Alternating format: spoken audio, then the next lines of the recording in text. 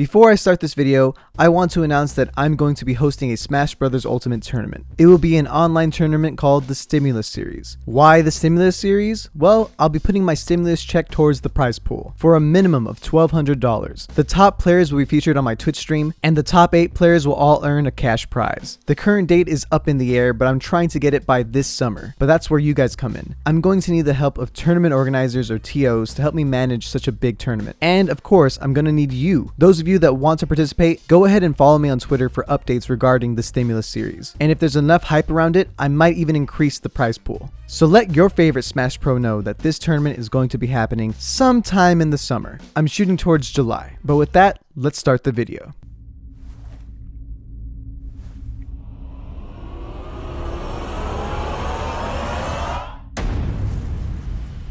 When Super Smash Bros. Ultimate came out, it was an unreal experience. We saw characters that fans have wanted for years finally make their triumphant debut. The likes of Inkling, King K. Rool, and Ridley brought with them a lot of hype, while the return of Pichu, Ice Climbers, Wolf, and Snake felt like the game was the biggest crossover yet. But then Sakurai flexes on everybody and announces a free DLC character.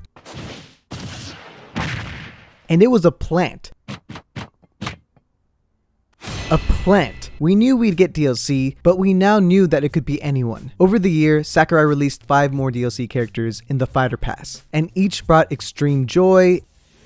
Yes! Oh yeah, baby! Yes!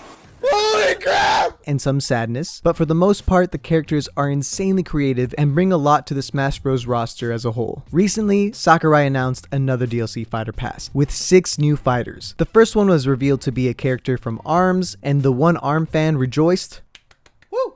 But we still have 5 unknowns. What can these next 5 be? That's why we're here today, to discuss what I think may be the new Smash DLC fighters, using as much logic as possible while remaining unbiased. So no Waluigi talk, even though you know I love him so much. So without further ado, let's start the video. Many fighters have appeared in this series. I'm sure you're all eager to find out who will be joining the roster this time. I think it's safe to say that Nintendo, first and foremost, wants to include characters from their franchises. Fire Emblem has enough, okay? I mean, they already added Byleth and people were pretty pissed off about that. I would doubt that they would add another this soon. Just watch them, they'll still do it though. Zelda Breath of the Wild 2 is coming out, but we have enough links, so I doubt their inclusion as well. Animal Crossing has had a huge time in the sun, but Villager and Isabelle do the job fine.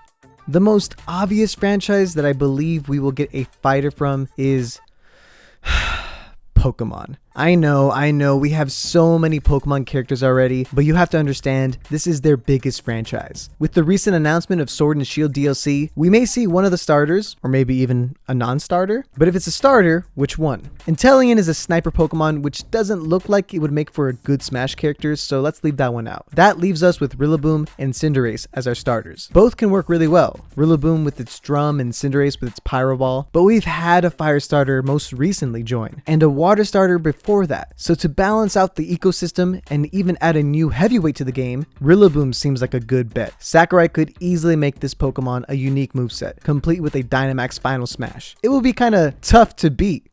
Get it? Get it? The other best option would probably be Toxtricity. There's always that one Pokemon that's super poppin', and I think that Pokemon in particular is super popular amongst the fans. But I just feel like it'd be kind of boring, and Rillaboom would add way more to the game. So that's why my first pick goes to Rillaboom.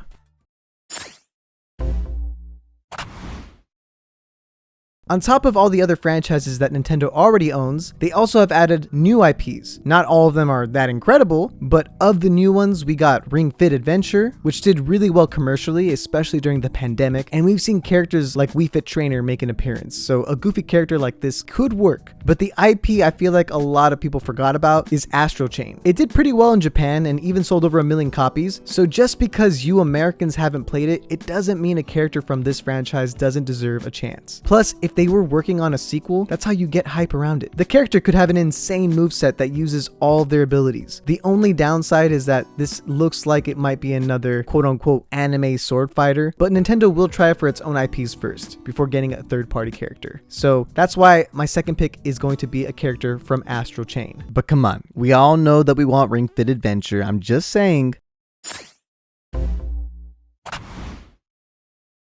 Third-party characters have made their appearance, the most iconic probably being Sonic, and including them is a way for Nintendo to show that this game is truly the biggest celebration of gaming, period. During the OG console wars, Nintendo, Sega, and Sony all tried their best to win the 3D platforming market. Nintendo had Mario 64, Sega had Sonic Adventure, and Sony had actually two different characters, Spyro and Crash Bandicoot. These two are both so iconic, but I would argue that Crash was Sony's attempt at a mascot. So an obvious addition has to be the Bandicoot himself. His games recently got re-released on the Switch, so it is quite possible that the trifecta can be united together again, this time at war on the battlefield. Plus, Crash can have some insane moves that show off all the crazy games he's been in. It would be amazing. I mean, check out this amazing moveset idea made by the user Bubby56789. This is a character that belongs in Smash. I still believe another third-party character has the potential to come. A lot of people really want Geno, and they have to understand that that just isn't going to happen. He's been in one game that barely anybody played. Instead, if Nintendo is going to go back to Square Enix, it would be to get the boy Sora. Sora seems like a no-brainer. Kingdom Hearts had games exclusive to Nintendo, of course, but having to deal with Disney may be quite difficult. But if anybody could do it, it's Sakurai. But the more obvious third-party character would have to be one with Ubisoft. Recently, Altair came as a costume, as well as the Rabbids, and Mario and the Rabbids have had games together, so the most likely boy would have to be Rayman. He can have a slick and stylish moveset while still staying true to his character, and it just seems like a character that kind of belongs in Smash, at least in my opinion. Dante from Devil May Cry. Devil May Cry hasn't been on Nintendo, plus he'd also just be another sword fighter, and I know his moveset could be a little unique, but I think Sakurai just wants very unique character designs from here on out. But it could happen. Shantae would be a really cool character to include, however, I don't think her relevancy is enough for her to be put into a game like this. Obviously, relevancy doesn't matter that much since Terry was included, but Shantae doesn't have that deep legacy, especially with Sakurai. And lastly, Scorpion from Mortal Kombat. I think Scorpion is an iconic character from a very long-lasting franchise, and ever since they added Ryu, it does feel like there could be a chance that Scorpion could be included. However, Scorpion isn't made for good boys and good girls, and I think Sakurai may shy away from that. But you know, there's always a chance.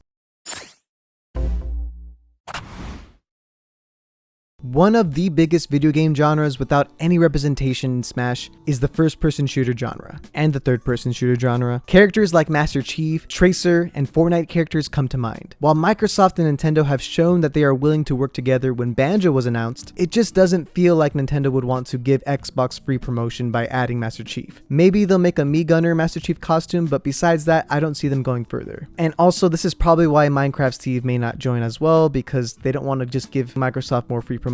And although Minecraft is on the Switch, they might just include Minecraft Steve as a sword fighter. I know that's going to piss off a lot of people, but at the same time, people really liked when Cuphead and Sans were included as gunners, so this could be a way to just appease that side of the fan base. Now, when we talk about Overwatch, it was just released on the Switch. However, I doubt that they would make a splash in Smash, partially because I think designing a moveset around Tracer wouldn't work that well. I mean, you could make an argument that you add Genji, but that's just another anime sword fighter. And as big as Fortnite is, a unique moveset would be difficult to make for these characters as well, because I believe that there is a way better character with a longer history in gaming and potential to have a cool moveset, and that's Doom Guy from Doom. Doom is the grandfather of the shooter genre and would be an awesome addition to the game. All the new mechanics in Doom Eternal can be implemented in his moveset to make him a super unique fighter with tons of combos. They would just have to tone down the carnage a bit, but seeing him in this game, I know sounds like a bit of a stretch, but a part of me knows he would work really well in this game. So those are my picks for the 5 DLC characters that I think have not only the highest chance of getting in, but also I think would make the most sense from the perspective of Nintendo and Sakurai. But obviously I could be 100% wrong and Sakurai can just choose 5 Fire Emblem characters out of the blue.